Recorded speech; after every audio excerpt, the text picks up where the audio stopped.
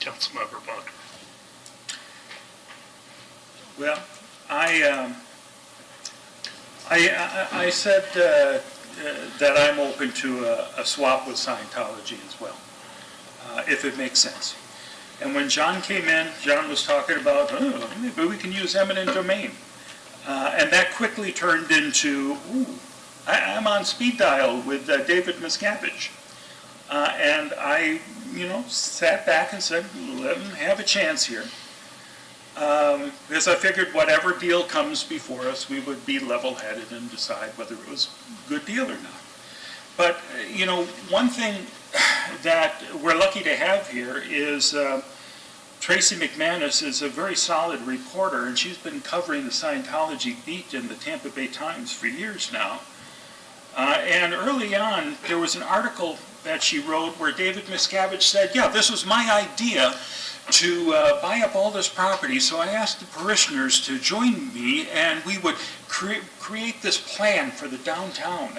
And then a few months later, Miscavige started saying, oh, no, this is not coordinated. There was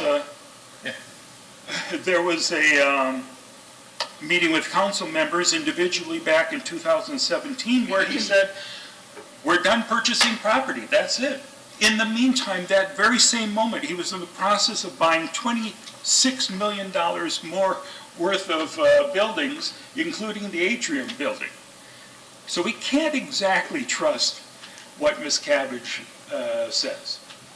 I'm to the point now, and he's had every opportunity to deliver a vibrant downtown since 2017, and he has refused to do so. He's got this guy lined up in Tampa who's going to recruit all these businesses. What is stopping him?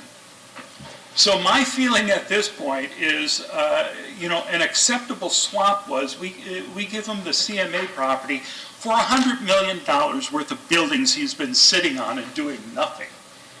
That is what I think would be most appropriate. Are we going to get that? No. I'm just tired of Miscavige yanking us around. Councilmember Albritton, anything? Oh, yeah. Okay. Well, I've always been the one to say we need to be talking with the church because when I first came on to council, we were not talking to the church, and the church was not talking to us. I think it was more from their end, just not trusting the people in government to talk to.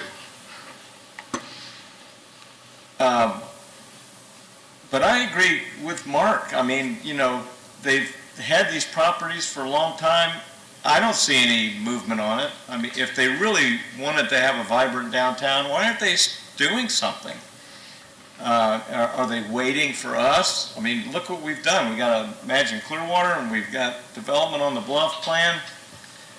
There's a lot of things that are happening on our end, nothing on their end. So I still feel that we need to be talking, but the next city manager that comes in, my first word is going to be very careful with the church, because I don't see any progression, and I've been here all my life, first of all, your point, back in, was it 2017 where he put on the show and wanted to, all that came out that he wanted to do this all for the downtown if we would give him that, the opportunity to buy that lot. The problem was that I had then was that I didn't want to see him do this. If he wanted to partner with the city and get it done, I was fine with that. But to lay it all on the church saying, here's what we're going to do, just didn't sit with me right. So until I see some kind of something from the church, I'm the same way. I just don't think I could really trust them to do that. But, we should have somebody talking with them and see where we can go with it. I'm fine with that. But they need to bring it to us and make sure we're aware of what they're doing, before something something as with the city manager and the church, it comes to fruition, we need to be involved in that final step on it, yay or nay. So, anyway, that's my 2 cents. Well, we will always be included. It's a matter of when you find out the information. Yeah. Because it can't occur without the council.